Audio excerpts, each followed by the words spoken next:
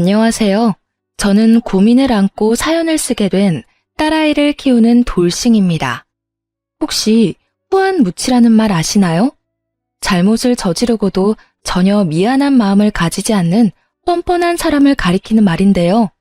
저에게 전 남편은 딱 그런 사람이었어요. 그런 사람이랑 왜 결혼을 했냐고 물으신다면 그때는 콩깍지에 쓰였다는 거 말고는 답할 게 없네요. 사랑에 빠지면 눈이 먼다고 하잖아요. 제 눈이 정말 너무 심하게 멀었던 것 같아요. 저와 남편은 여느 커플처럼 소개팅으로 만나 사랑을 키웠어요. 둘 다 평범한 직장인이라 정말 평범하게 연애를 했어요. 저는 외동딸이라 어릴 때부터 아버지가 적금을 많이 부어주셨고 저도 일하면서 번 돈을 많이 모아두었기 때문에 결혼 전에는 이미 집도 전세로 살고 있었어요. 솔직히 처음 결혼할 때는 부모님 반대도 있었어요. 남편은 집을 할 생각도 없이 제가 살던 전셋집에서 그냥 살면 안 되냐는 식으로 말했고 저도 굳이 돈 들여 이사 가는 것보다 그게 나을 거라고 생각하기도 했거든요. 그런데 아버지가 자기 돈으로 아무것도 안 하려는 남자 인정 못한다며 마지막까지 반대를 하셨죠. 그래도 결국 결혼은 했어요. 그만큼 남편이랑 잘 맞는다는 생각을 했으니까요. 저는 성격이 맺고 끊음이 정확한 편인데 남편은 둥글둥글 무난한 성격이어서 그 부분이 잘 맞았거든요. 그런데 딱 하나 술 때문에 사고 친 적이 많아서 그 부분이 저를 힘들게 했어요. 이혼한 게 그럼 술 때문인가 하고 생각하실지도 모르겠지만 전혀 그쪽 문제가 아니고 뜬금없는 여자 문제 때문이었어요. 결혼 기념일이 3번을 지난 어느 날이었어요. 술만 마시면 연락이 없는 남편을 기다리며 TV를 보고 있는데 남편이 제게 전화를 한 통 하더군요. 짜증나는 마음을 꾹꾹 눌러 담아 전화했더니 경찰서라는 대답과 함께 남편을 데려가라고 하시더군요. 술을 너무 많이 마셔서 도로에 누워있다가 결국 경찰서에 신고가 들어가는 바람에 거기 가 있더라고요. 경찰서 갔더니 완전히 깔라가 돼서 인사불성이 된 남편이 의자에 누워있더라고요. 그나마 술 주정이 없었으니 다행이었지.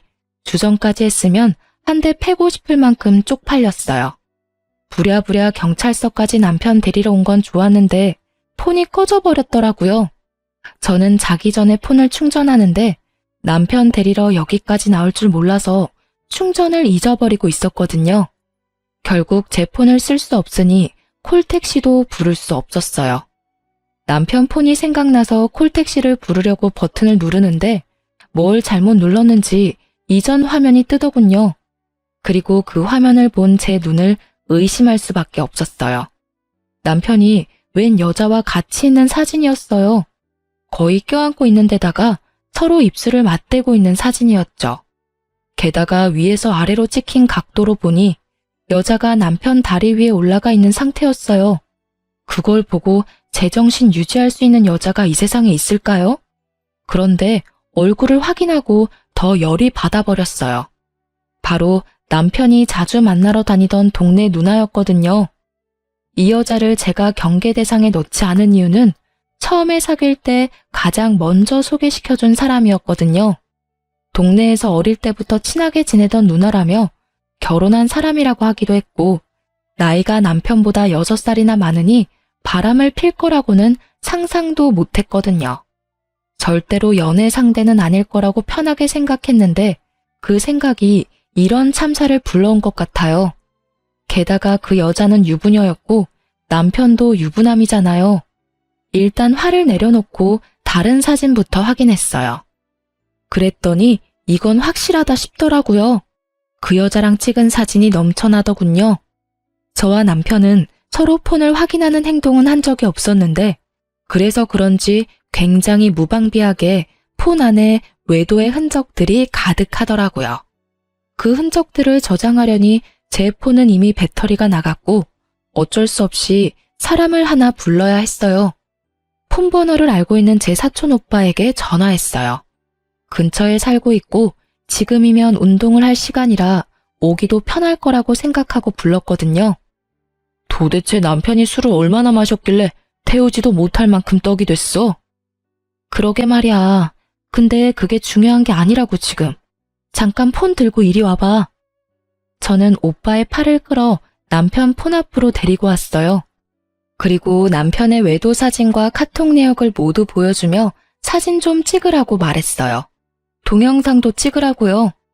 바람 피면서 이렇게 대놓고 사진첩에 불륜녀랑 찍은 사진 올려놓은 거야? 이건 뭐 답이 없네. 사진을 보니 최소 몇 달 전에 바람 핀 것 같은데. 그래서 지금 미치고 팔짝 뛸 것 같다고. 게다가 이 여자 내가 아는 여자야. 남편 동네 아는 누나인데 어릴 때부터 친하다고 해서 별 생각 없이 놔뒀더니 이런 식으로 사람 뒤통수를 치네? 잘 생각해. 바람 피는 것도 습관이라 잘 안 고쳐진다더라. 사람마다 다르긴 하겠지만. 몰라. 이 인간 술 깨고 이야기해본 뒤에 결정하려고. 오빠, 미안한데 우리 집까지 옮겨줄 수 있어? 택시 타고 갔다가 집 안까지만 옮겨줘. 야, 바람 핀 놈 뭐가 좋아서 집까지 데려가? 그냥 근처 쓰레기 있는데 대충 던져두고 가면 되지. 쓰레기는 쓰레기장에. 몰라? 나도 그러고 싶지. 그치만 내일 아침에 눈 뜨자마자 추궁해야 하니까 놔두고 가면 안 돼. 결국은 오빠의 도움으로 저희는 집에 무사히 도착했고 남편은 오빠가 데려다 놓은 현관 입구에 놔둔 채 저는 안방에 들어가 잠을 청했어요. 그런데 잠이 안 오더라고요. 열이 받으니 쉽사리 가라앉지도 않고요. 결국은 뒤척거리며 자다 깨다를 반복하다가 새벽녘 잠자는 걸 포기하고 일어나서 TV를 틀었어요. 생각이 많아서 정리할 겸 틀어놓은 건데 그 소리에 남편이 으으하며 일어나더군요. 물 좀 갖다 줘. 술에 취해 갈라진 목소리로 말하는 남편을 보며 저는 물 대신 대뜸 사진부터 보여줬어요. 동네 친한 누나랑은 어디까지 갔어? 그게 무슨 소리야? 사진을 본 남편놈은 그제야 정신이 돌아오는지 버벅대기 시작하더군요. 눈을 껌뻑거리는 것이 이게 꿈인지 생시인지 모르는 것 같아서 다시 한마디 해줬어요. 이거 그 집 남편한테 알려도 되지? 그 말 한마디에 숙취로 쓰러져 있던 남편놈은 벌떡 일어나더니 바로 무릎을 꿇으며 고개를 떨구더라고요. 미안해. 절대로 그 집에 알리면 안 돼. 내가 다 정리할 테니까 제발 그러지 마. 절대로 그런 짓 이제 2번 다시 안 할 테니까. 절대로 하면 안 될 짓을 왜 했어? 그리고 숨기려는 노력도 하나도 안 했더라? 왜? 나한테 들키고 나하고 이혼하고 싶었던 거 아니야? 그런 거 절대 아니야. 그냥 우리 사이가 예전 같지도 않고 그러던 차에 술 마시고 한 번 일이 그렇게 됐었는데. 한 번이 아니지. 지금 내가 찾아낸 첫 사진에서 4개월이나 지났는데 넌 그럼 4개월 내내 술 마시고 실수해서 여자 만났어? 그런 말이 아니고 어쨌든 입이 10개라도 내가 할 말이 없어. 앞으로 절대 그러지 않을 거고 인연 싹 끊을 테니까 제발 한 번만 참아줘. 남편놈은 손이 발이 되도록 빌었어요. 저는 그런 남편을 보며 한숨이 푹 나왔어요. 이걸 용서해야 하나 말아야 하나 고민했지만 결국은 용서하기로 했어요. 대신 한 가지 조건을 걸었어요. 당신 입으로 시부모님께 이야기하고 우리 상황 정리해서 알려드려. 그건 내 입으로는 못하지. 부모님 아시면 완전 난리 날걸? 우리끼리 해결하면 될 일인데 왜 부모님까지. 아셔야지. 당신 아들이 남의 귀한 딸 지금 마음고생 시키고 있는데 우리 부모님한테까지 말하라고 하기 전에 알아서 해. 당신이 안 하면 내가 직접 가서 사진부터 보여줘 버릴 거니까. 결국 저의 강경한 태도에 남편은 울며 겨자 먹기로 시댁에 가서 이야기를 꺼냈어요. 그런데 시부 반응에 저는 한 번 더 어이가 없었어요. 아가, 살다 보면 남자가 실수할 때도 있는 법이다. 다음부터 그러지 않겠다는 다짐만 받아놓으면 이놈이 바보 천치가 아닌 이상 잘 알아들을 거다. 그러니 너도 이런 사소한 일에 신경 쓰지 말고 한 번만 용서해줘라. 저는 시부의 말에 점점 더 짜증이 밀려왔어요. 아니 시부가 대체 뭔데 잘못한 남편한테 면죄부를 주는 거죠? 이미 상처받고 배신당한 건 저인데 왜 시부가 용서해주고 말고를 결정하냐고요. 그렇지만 대놓고 그렇게 이야기할 수는 없으니 남편을 데리고 집으로 돌아와서 남편에게 각서를 받았어요. 자, 여기다가 각서 쓰고 지장 찍어. 각서 내용은 별거 없어. 앞으로 바람을 피지 않는다. 상간녀와 모든 연락을 끊고 깨끗하게 정리한다. 만약 이를 어길 시에 유책 배우자로서 친권, 양육권을 나에게 다 넘기고 내가 당신과 시댁에 준 모든 걸 다시 되돌려 받는다는 내용이야.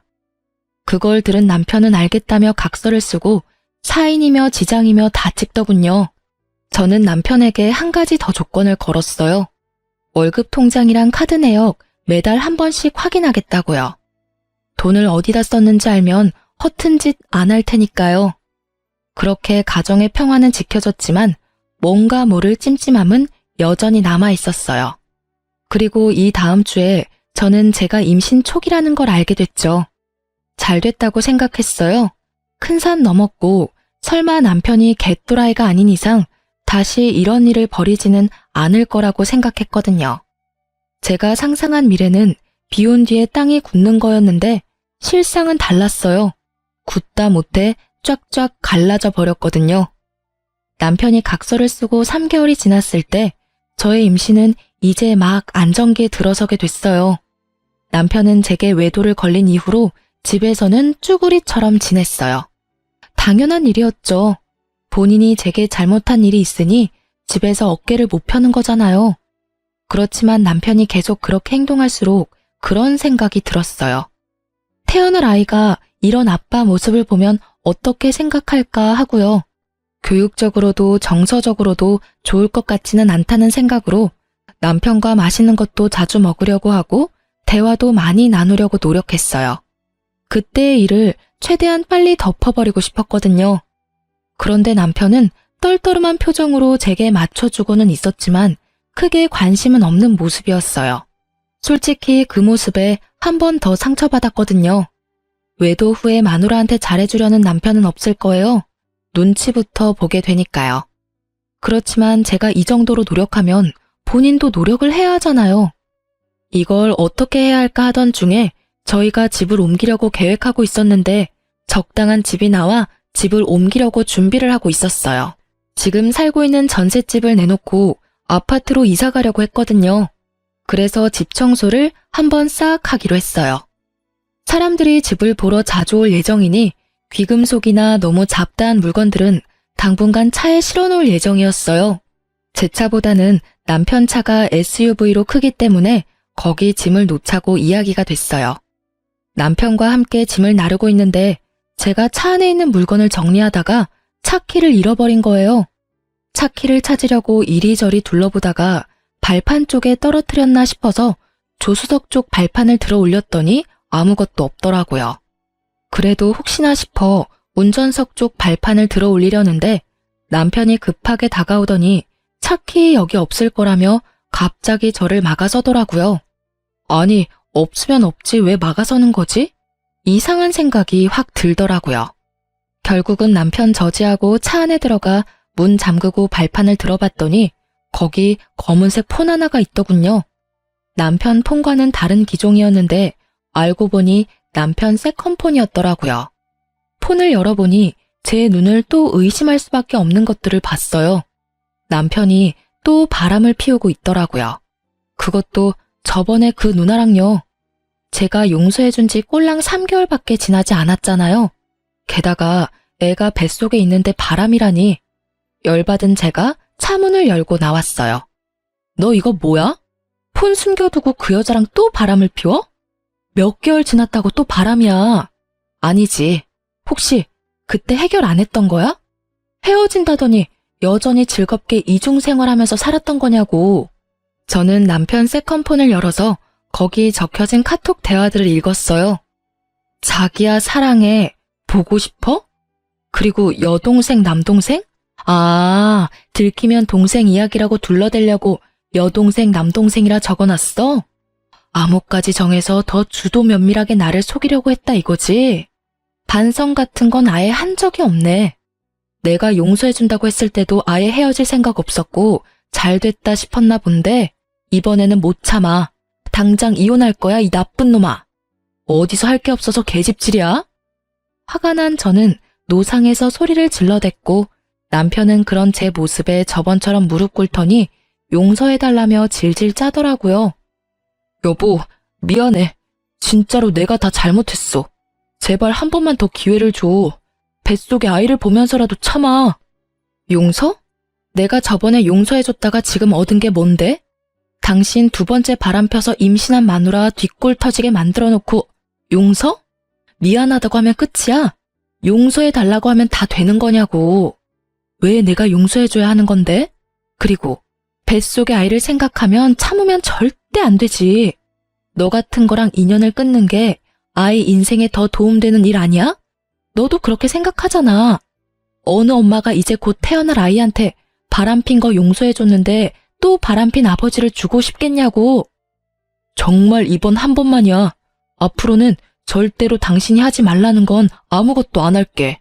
어떻게든 이혼만은 참아줘. 난 당신 없으면 못 살아.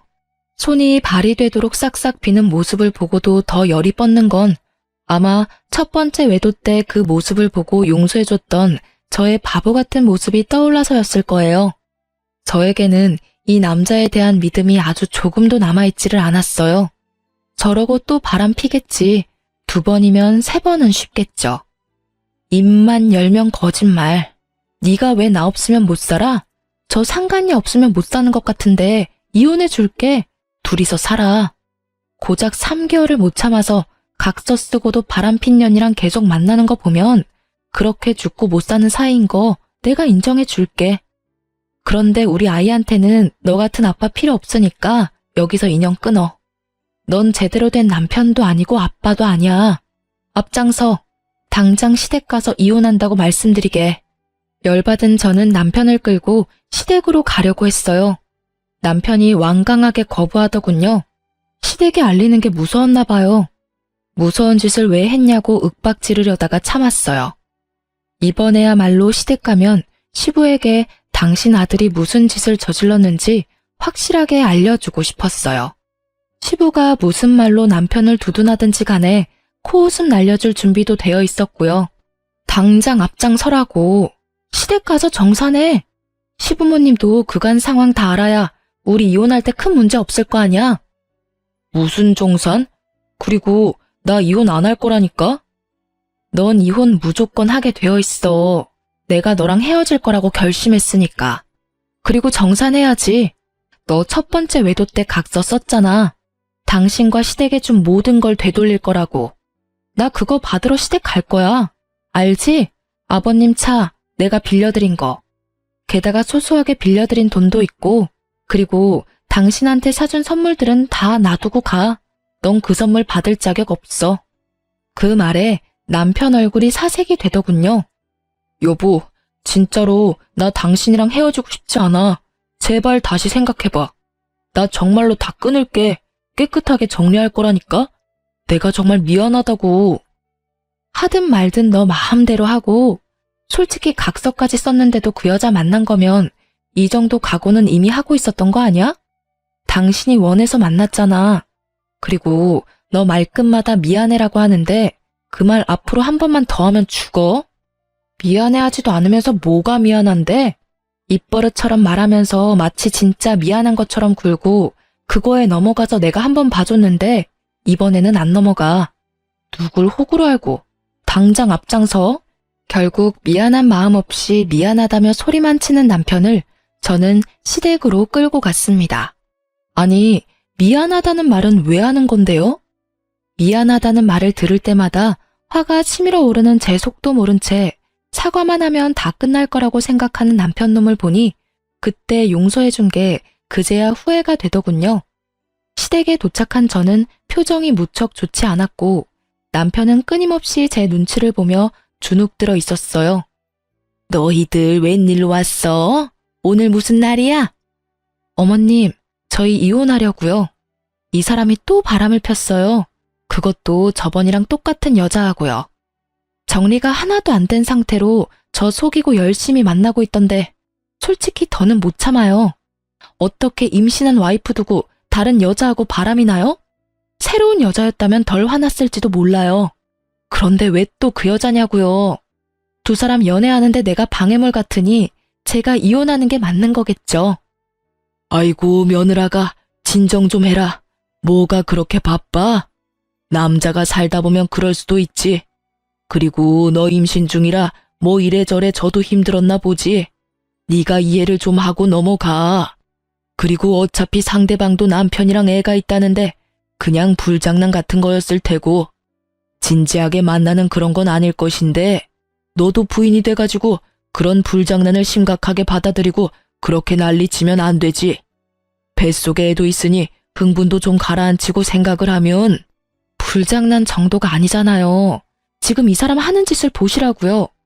미안하다고 다 정리한다고 할 때는 언제고 여태껏 만나면서 메신저로 와이프 배불러서 재미가 없네 어쩌네 그런 말 찍찍하면서 둘이서 내 욕까지 했다고요. 저는요, 임신 중에 벌써 남편 불륜이 2번째예요. 임신 중에 남편 외도 알아채는 와이프도 많지 않겠지만 2번이나 이런 짓 당하면 제가 기분이 좋겠어요? 아버님이야 아버님 자식이고 두둔하고 싶은 마음 있으시겠지만 저는 달라요. 첫 번째 용서가 제 마지막 한계 지점이었거든요. 이번에는 절대 용서 못하고 저번에 남편이 쓴 각서대로 하려고 시댁 온 거예요. 각서? 야, 너는 무슨 각서를 어떻게 썼길래 불똥이 여기까지 튀어? 각서를 보기 전까지 시부는 아주 느긋한 태도였어요. 아들놈 두둔해가면서 각서가 무슨 내용인지도 모르고 말이죠. 제가 각서를 보여주니 시부의 표정은 울그락불그락 시시각각 변했고 남편놈은 고개를 떨구다 못해 바닥으로 꺼질 것 같더군요.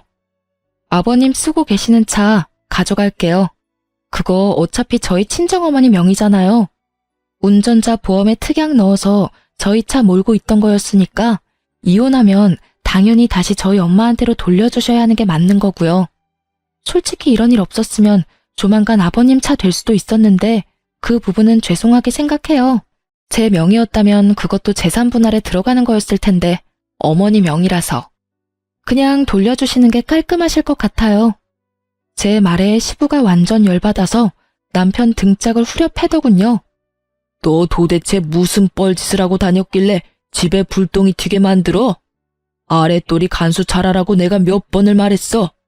저번에 너 두둔해주고 잘 넘어갔으면 네가 알아서 잘했어야 하는 거 아니냐? 너 때문에 갑자기 이게 무슨 날벼락이야? 시부는 흥분해서 남편을 향해 윽박질렀고 그런 시부를 보면서 저는 웃겼어요. 왜냐고요? 아니 처음에 남편 바람 폈을 때는 자기 차 뺏길 정도로 위급한 게 아니라서 남편 용서하라고 마음 넓은 척 굴더니 결국 자기가 차 뺏길 것 같으니 남편에게 너 잘못했다고 말하는 건 도대체 무슨 심보인지 모르겠거든요. 잘못된 건 잘못된 거고 잘한 건 잘한 거라는 심플한 게 이 집에는 없는 거예요. 잘못했다고 해놓고 여전히 잘못하는 남편이랑 잘못한 걸 크게 잘못한 게 아니니 넘어가라는 시부가 정말 똑같은 사람처럼 보였어요. 결국 남편놈은 시부에게 손이 발이 되도록 빌었고요. 그런데 왜 시부에게 비는 건지 모르겠더라고요. 빌려면 저한테 빌어야 하는 게 맞지 않았을까요? 시니컬한 표정으로 쳐다보고 있는데 시부가 저한테 급조된 미안한 표정으로 말했어요. 아가, 정말 미안하다. 내가 자식을 잘못 키웠어. 내가 그런 짓 절대로 못하게 할 테니 이번 한 번만, 딱 한 번만 더 용서해 주려무나. 이놈이 100번 1000번 잘못했지만 죽을 죄를 지은 것도 아니고 그 여자랑만 잘 떼어놓으면 너도 마음이 편할 테니까. 죄송하지만 용서할 생각이 없어요. 그런 마음도 안 들고요. 100번 1000번 잘못했으면 100번 1000번 벌 받아야 하는 게 마땅하고요. 저는 벌을 주는 사람은 아니니 제가 줬던 걸 다 돌려받을게요. 아버님한테는 차를 돌려받고 남편에게는 딱히 돌려받을 만한 것도 없으니 이혼할 때까지 우리 신혼집에서 나가줬으면 좋겠네요. 뭐? 그 집에서 나가면 난 어디서 살아? 아버지 집도 너무 멀고 직장에서는 더 멀다고. 집에서 내쫓는 건 좀 너무하잖아. 다시 이야기를 잘 해보고. 집에서 내쫓는 게 왜 너무해? 그 집 계약할 때 너 나한테 땡전 한 푼이라도 준 거 있어? 아니면 그 집 유지비를 네가 주기를 했어? 그 집도 내가 가져온 내 전셋집이잖아. 넌 거기 그냥 네 집만 들고 들어와 살았고. 그러니까 가볍게 집만 들고 나가면 되지. 그리고 시댁 멀면 그 상간녀 집에 가서 재워달라 그래. 얼마나 좋아하겠어? 죽고 못 사는 남자친구랑 만나면 좋아하겠다. 그치? 웃기는 소리 하지 말고 나 진짜로 갈 데 없다고. 집에서 내쫓는 건 너무하지. 나 절대로 그 집에서 안 나갈 거야. 내가 말했잖아. 제발 좀 들어봐. 나 진짜 미안하고 그 여자랑 완전히 다 끊겠다니까. 의심 하나 없애도록 매일 위치 추적 앱도 설치하라고 하면 하고 통장 내놓으라고 하면 그것도 다 줄게. 제발 집에서 나가라고만은 하지 마. 그 여자랑 인연을 어떻게 끊게? 저번에도 끊는다고 해놓고 못 끊었지. 아니지. 끊었는데 다시 이었나? 어쨌든 결과적으로는 두 사람이 여전히 만나고 있으니까 둘이서 그렇게 죽고 못 사는데 내가 이혼해 줄게. 둘이 같이 살아. 그 여자도 그 남자랑 이혼하면 너랑 잘 살 수 있겠네. 집도 없이 둘 다 똑같이 위자료와 상간소송비 갚으면서 잘 살면 되지. 안 그래? 그러니까 그게 안 된다고. 우리는 그렇게 깊은 사이가 아니야. 진짜 그냥 즐기기만 하는 사이였고 술 마시면 만나는 그런 사고 같은 거였다고. 제발 여보. 그러니까 술 마시면 만나는 사람이면 술을 안 마시면 안 만났을 거 아냐. 그럼 네가 술을 마신다는 선택을 한 것부터가 네가 반성을 안 하고 있었다는 거지. 뭐 깊고 낮고 그런 거 나는 모르겠고 그냥 이혼하고 양육권 친권 나한테 다 넘겨. 어차피 너 유책 배우자라 그거 다 못 가져가. 집도 없고 이제 빚만 남을 건데 뭐. 대신 애 양육비는 꼬박꼬박 보내.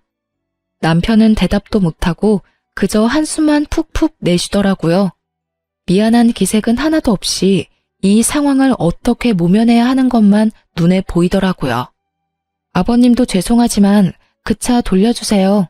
안 돌려주시면 경찰에 도난 차량 신고할 테니까 알아서 돌려주시면 좋겠네요. 서로 얼굴 붉히지 않게 하면 좋잖아요. 그렇게 말하고 저는 시댁을 나왔고 남편 짐을 모조리 챙겨 시댁으로 붙였어요. 물론 제가 선물해준 고가의 물건들은 뚝 빼놓고 보냈죠. 제가 보낸 선물이 아까운 놈이니까요. 그리고 그 길로 저는 상간녀도 만나러 갔어요. 상간녀는 초조한 표정을 하고 있더라고요. 죄악감이나 수치스러움이 아닌 초조한 표정. 어차피 저랑 그 사람 바람난 거 처음 알았을 때 상간녀 위자료 소송한 거 아니라서 이번에는 소송 못할걸요? 이게 상간녀와의 첫 대화였어요. 뭘 알고는 있는 것 같았는데 아주 어정쩡하게 알고 있더군요. 바람난 걸 인지하고 3년 정도 지나면 소송을 못 거는 거거든요. 고작 3개월은 아직 진행 중인 거나 마찬가지고 제가 용서해줬다고 하더라도 속이고 계속 바람피고 있었으니 고의적으로 부정행위를 지속했다는 점은 명확하죠. 게다가 남편이 이미 각서까지 썼거든요. 헤어진다고 해놓고는 여전히 만났잖아요. 위자료 청구할 때 당연히 체크하는 부분이거든요. 제 말에 상간녀의 몸이 오들오들 떨리더군요. 너무 가증스러웠어요. 어디서 불쌍한 척을 하는 건지. 상황으로 보면 제가 더 불쌍한 거 아닌가요? 뱃속의 애를 위해서 태교를 해도 모자랄 판에 상간녀까지 만나러 왔으니. 게다가 뻔뻔한 상간녀의 말을 들으니 더 열이 받더라고요. 이보세요. 뻔뻔하고 싶으면 뭘 좀 알고 뻔뻔하시던가. 남의 남자 데리고 열심히 놀았으면 그 책임도 같이 져야죠. 혼자 빠져나가려고 잔머리나 굴리고 있고. 어쨌든 나는 그 남자랑 이혼하기로 했으니까 만나고 싶으면 앞으로 마음껏 만나세요. 대신 저는 당신한테도 위자료 청구할 테니까 그 부분은 알아서 하시고요. 내가 상간녀니까 위자료 청구받는 거는 어쩔 수 없다고 생각해요. 그런데 집에 법원 등기 같은 건 보내지 말아줘요. 남편이 알면 곤란하거든요. 아직 저희 남편은 모르고 있고 저한테도 가족은 소중하니까. 뻔뻔함을 넘어서는 인간 실격의 태도에 저는 버럭 소리 질렀어요. 가족이 소중하다는 사람이 왜 바람을 펴요? 웃기고 있네 진짜. 당신 가족은 소중하고 내 가족은 소중하지도 않아? 이게 좋게 봐주려고 했더니만 자기가 잘못한 주제에 나한테 이래라 저래라 하고 난리야. 당신 지금 주제 파악이 안 되나 본데 나는 당신 용서해주러 온 거 아니에요. 솔직히 지금도 당신 남편한테 가서 먼저 이룰 수도 있는 거 귀찮아서 여기까지 와서 꼴 보기 싫은 당신 얼굴 보고 있는 거라고. 이것들이 사람이 마음 써주니까 아주 호구로 보이나 봐. 둘이 아주 똑같은 것들끼리 붙어먹어서는 당신 남편한테 지금 이야기해주러 갈까요? 바람 펴서 남의 가족 파탄낸 주제에 자기 가족은 소중하다며 등기를 집으로 보내지 말라는 상간녀 말에 완전 빡친 저는 흥분을 가라앉히지를 못하겠더라고요. 제가 열받아서 소리친 게 먹혔는지 상간녀는 아무 말도 안 하고 제 눈치만 보고 있었고요. 우편물이 어디로 갈지는 내 마음이니까 그때까지 가슴이나 졸이고 사세요. 그렇게 이야기하고 나오는데 현기증으로 머리가 핑 돌더라고요. 너무 신경을 많이 썼는지 몸이 안 좋아진 것 같더라고요. 결국은 정신력을 소모하기 싫어서 이혼 전문 변호사를 찾아가 맡기기로 했어요. 결국 이혼은 합의가 아닌 소송으로 들어가게 됐고 이혼 소송 진행하면서 상간녀 소송도 같이 진행했어요. 그리고 저는 이혼 소송 중에 딸아이를 출산했어요. 그 아이를 낳을 때 남편이 없어서 친정어머니가 들어오셨는데 그때만큼은 정말 서럽게 울었어요. 울지 않고 버티려고 그렇게 애를 썼는데 아이를 낳은 벅참과 아이를 아빠 없이 키워야 한다는 미안함이 한데 섞여서는 묘한 죄책감과 슬픔으로 눈물이 났어요. 이번 한 번뿐이다. 오는 건 지금뿐이라고 되뇌이며 딸아이를 홀로 키웠어요. 육아휴직을 쓰고도 힘이 들어 친정 도움을 받았지만 그래도 홀로 서기는 성공적이라고 할 수 있었어요. 그런데 이혼 후 몇 개월이 지났을까? 갑자기 전 남편이 딸아이가 보고 싶다며 면접 교섭권을 써서 아이를 만나러 왔더라고요. 처음에는 이 사람도 혼자 지내면서 애 얼굴 보고 싶었겠구나 하고 마음이 좀 쓰였는데 애 보러 와서는 저한테 계속 사정사정 하더라고요. 당신 혼자서 힘들지? 내가 곁에 있어주면 진짜 덜 힘들 거야. 나 애한테도 잘하고 집중할 자신 있어. 그러니까 우리 다시 만나지 않을래? 당신도 힘들잖아. 싱글맘이 얼마나 힘든데. 내가 도와줄게. 저번 일 모두 만회하고도 남을 만큼 내가 헌신적으로 할게. 갑자기 이렇게 말하길래 이놈이 진짜 정신이 나갔나 싶었어요. 갑자기 왜 다시 만나자고 해? 그 여자랑 잘 안 돼? 상간녀가 이혼 안 하려나 보네. 그럼 더 잘 된 거 아니야? 눈치 보지 말고 마음껏 여자 만나면서 살면 되지. 그 여자는 안 돼. 나 지금 당신이랑 그 여자 두 사람한테 양육비 줘야 해서 큰일 나게 생겼다고. 나는 맹세코 그 여자애가 내 애인지는 몰랐어. 그리고 피임도 확실하게 했었다고. 언제 임신이 됐는지 모르겠는데. 여기까지 듣고 나니 그럼 그렇지 하는 생각이 들더군요. 정신이 돌아올 리가 없죠. 고작 3개월 만에 바람피는 놈인데 몇 개월 됐다고 제정신이 돌아오겠어요? 점점 썩어가는 제 표정은 아랑곳하지 않고 전 남편 놈의 이야기는 계속됐어요. 들어보니 웃기지도 않더라고요. 제가 출산한 때에 상간녀도 임신 6개월 차였다고 해요. 당연히 상간녀 남편도 제 전 남편도 상간녀의 뱃속에 있는 씨가 당연히 상간녀 남편인 줄 알았다고 해요. 그래서 상간녀 남편이 상간녀를 극진히 모시면서 살았는데 제가 그때 위자료 소송도 같이 했잖아요. 그때 결국은 상간녀 집 주소로 손해배상 우편물이 가는 바람에 상간녀 남편이 알게 된 것 같더라고요. 결국 불륜 사실을 알게 된 상간녀 남편이 뱃속에 애가 누구 애냐며 난리를 친 건 어찌 보면 당연한 일이겠죠. 그런데 상간녀는 그 상황에도 대쪽같이 뱃속의 애는 자기 남편 애라며 실랑이까지 했다고 해요. 상간녀의 남편도 애가 나오기 전까지는 알 길이 없는 데다 여자가 극구 자기 아들이라고 하니 긴가민가 했대요. 그렇지만 일단 불륜은 했다는 게 확인이 되었으니 용서할 마음은 없었나 보더라고요. 결국 두 사람은 출산 전까지는 별거했다고 하더라고요. 그 얘기를 듣는데 살짝 놀랐어요. 그 여자가 무슨 생각으로 애를 낳을 생각을 했는지 모르겠어요. 어차피 확률이 반이니까 그쪽일 가능성이 있다고 생각해서 아이를 낳으려고 했던 것 같은데 결국은 나쁜 선택이었어요. 1년 채워 애를 낳고 당당하게 유전자 검사를 했는데 상간녀 남편의 아이가 아닌 제 전 남편의 아이였다고 판명난 거죠. 결국은 전 남편은 졸지에 친자식이 둘이나 생긴 거였어요. 그리고 이후 상간녀는 남편에게 이혼당하고 위자료 갚고 있고 제게 줄 상간녀 위자료도 갚아야 했으니 결국은 전 남편에게 찾아와 붙으려던 거였죠. 애가 둘이나 생겨서 좋겠네. 그냥 둘이 같이 살면서 벌면 되잖아. 근데 왜 나랑 다시 살자고 해? 좋아하는 사람이랑 같이 살아. 이제야 마음 편한 나 건드리지 말고. 그 여자 결국 이혼당하고 나한테 왔는데 애 들이밀면서 책임지라고 결혼하자고 하는 거야. 근데 생각해봐. 그 여자 이혼당하면서 유책 배우자 돼서 위자료 내야 하는데 당신이 낸 상간녀 위자료 소송도 결국에는 위자료 지급해야 하잖아. 그런 상황에서 나한테 오면 나라고 별 수 있어? 나도 그 상간남한테 위자료 소송 걸려서 돈 내야 하는데 둘이 같이 있으면 빚더미에 앉는 거 순식간이라고. 그래서 안 된다고 했는데 내 자식이라고 결혼 안 할 거면 양육비라도 내놓으라고 난리잖아. 전 남편의 말은 이상하게도 들으면 들을수록 저를 빡치게 만들었어요.